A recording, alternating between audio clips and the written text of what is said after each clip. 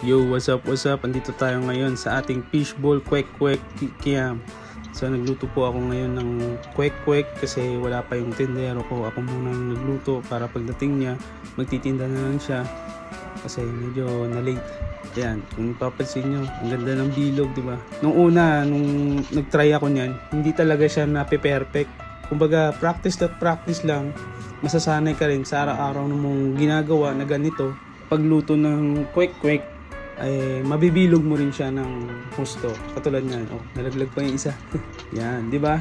So, napi-perfect din natin yan. So, practice lang ng practice hanggang sa masanay mo na, may kakalabasan din na maganda. Pasimula pa lang naman kami, ginagamay pa yung ganitong negosyo. Hindi pa naman kami talaga hustler sa mga ganitong negosyo. Na-try lang talaga namin to para dagdag income sa araw-araw. Hindi naman yung nakatenga lang tayo, wala tayong ginagawa. Alam mo naman yung mga bills, parating ng parating.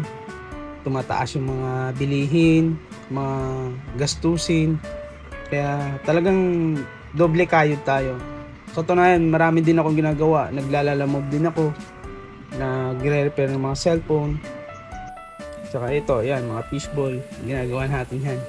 Nagtitinda tayo, hindi tayo nahihiya magtinda kasi ano naman yan marangal na hanap buhay naman yan. At importante, wala tayong inaapakang tao o nasisirang ibang tao.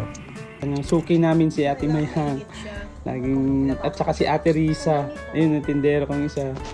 Sana supportahan niyo po kami dito sa aming small business and mapapalago pa sana natin to. Sikap lang and tiwala sa sarili. And God bless. Paalam!